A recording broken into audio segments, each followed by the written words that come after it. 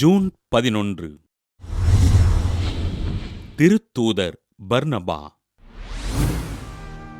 Cyprus நாட்டை சேர்ந்த யோசேப்பு என்னும் இயற்பெயரைக் கொண்ட இவர் திருத்தூதர்களால் பர்னபா என்று அழைக்கப்பட்டார்.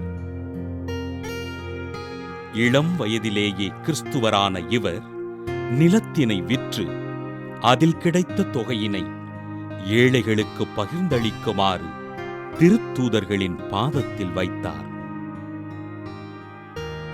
பவுல் மனமாற்றம் பெற்றவுடன் அவரை எருசலேம் அழைத்துச் சென்ற பர்னபா பவுலை திருத்தூதர்களிடம் அறிமுகம் செய்தார். சிரியா, அந்தியோக்கியா பகுதிகளில் இறைப்பணிகளைச் செய்த பர்னபா தன்னோடு பவுலையும் இணைத்துக் கொண்டு இறைப்பணிகளைச் செய்தார். லிக்கவோனியாவிலுள்ள லிஸ்திராவில் இறைப்பணிகளைச் செய்த பர்னபாவும் பவுலும் ஊனமுற்ற ஒருவரை குணமாக்கி மக்களை கடவுளிடம் திரும்புங்கள் என்று அறிவுறுத்தினார்.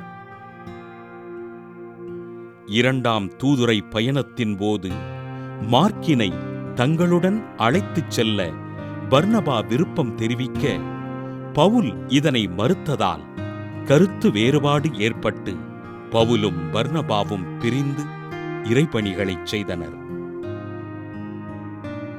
இப்பிரிவு பணி சார்ந்தது மட்டுமே தவிர பகை சார்ந்தது அல்ல என்று மொழிந்த திருத்தூதர் பவுல் கொரிந்தியருக்கு எழுதிய திருமுகத்திலும் கலாத்தியருக்கு எழுதிய திருமுகத்திலும் தன் நண்பரான பர்னபாவினை குறித்து பெருமையோடு பேசுகின்றார்.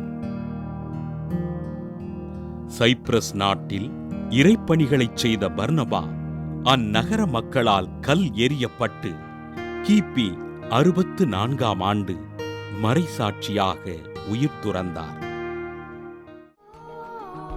புனித பர்னபாவின் திருவிழாவினை கொண்டாடுகின்ற நாம் நமது நண்பர்களுக்காகவும் அவர்களின் குடும்பங்களுக்காகவும் உருக்கமோடு ஜெபிப்போம்.